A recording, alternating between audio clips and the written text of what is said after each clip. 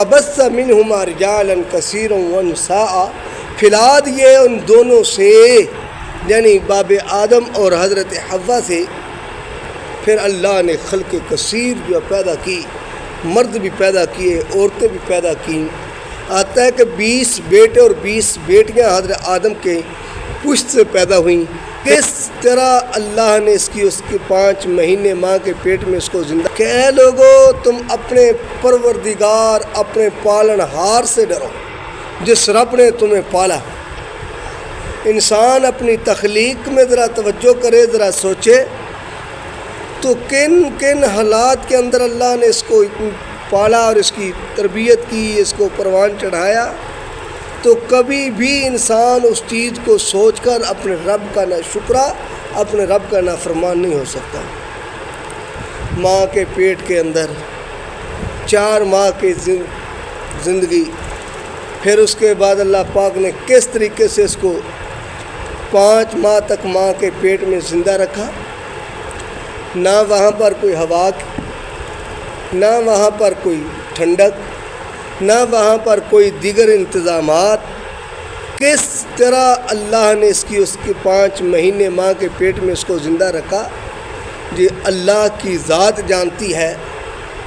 بندہ سوچ سکتا ہے کہ وہاں پر میں دنیا کے اندر کمرے کے اندر دروازہ کھڑکیاں بند کر دی جائیں، 5 منٹ میں نہیں بیٹھ سکتا، لیکن ماں کے پیٹ کے اندر میں 5 مہینے کیسے گزار کے آیا؟ یہ میرا رب ہے جس نے وہاں پر ہماری حفاظت کی اور ہم سب کی روزی کا وہاں پر بھی انتظام کیا۔ پھر پیدا ہونے کے بعد ابھی پیدا نہیں ہوئے، ماؤں کی چھاتیوں کے اوپر اللہ نے ہمارے خوراک کا ذریعہ بنا دیا۔ بچہ پیدا ہوتا ہے، ماں کے چھاتی کے اندر دودھ اتراتا ہے، اس دودھ کو انسان پیتا ہے۔ اب کتنی نرم و نازک خوراک ہے دودھ۔ بچہ پیدا ہوا، دانت ہے نہیں، کھانا چبا نہیں سکتا۔ اب ظاہری بات ہے اس کے لیے ایسی خوراک کی ضرورت تھی جو بغیر دانتوں کے یہ پی بھی سکے، یہ اس کو اپنے اندر ہضم بھی کر سکے۔ تو اب اس کے لیے اللہ نے ماں کی چھاتی کے اوپر دودھ کی نہریں لگا دی کہ انسان اس دودھ کو پیتا ہے، دانتوں کی بھی ضرورت نہیں، اور نرم و نازک خوراک ہے کہ اس کے اندر انسان کو بھاگنے دوڑنے کی بھی کوئی ضرورت ہے۔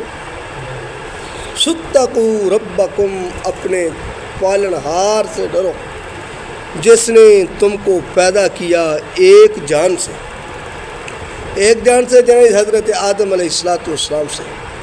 سیدنا آدم علیہ السلام کو اللہ پاک نے اپنے حکم اور اپنے امر سے پیدا کیا۔ پھر ان کی بائیں طرف سے اوپر والی جو پسلی ہے بالکل ٹیڑھی، وہاں سے ان کی جوڑی حضرت حوا کو پیدا کیا۔ پھر حوا کو پیدا کرنے کے بعد حضرت آدم اور حضرت حوا کی شادی ہوئی۔ پھر وہاں سے وَخَلَقَ مِنْهَا زَوْجَهَا، اللہ نے اس سے اس کی زوجہ کو پیدا کیا بائیں پسلی سے۔ وَبَثَّ مِنْهُمَا رِجَالًا كَثِيرًا وَنِسَاءَ، پھیلا دیے ان دونوں سے، یعنی باب آدم اور حضرت حوا سے، پھر اللہ نے خلق کثیر جو پیدا کی، مرد بھی پیدا کیے، عورتیں بھی پیدا کیں۔ آتا ہے کہ 20 بیٹے اور 20 بیٹیاں حضرت آدم کے پشت سے پیدا ہوئیں، پھر آگے سے انہی سے نسل آگے مزید چلتی رہی، تو بہت سے مرد اور بہت سی عورتوں کے دنیا میں آنے کا ذریعہ حضرت آدم اور ان کی بیوی بنی۔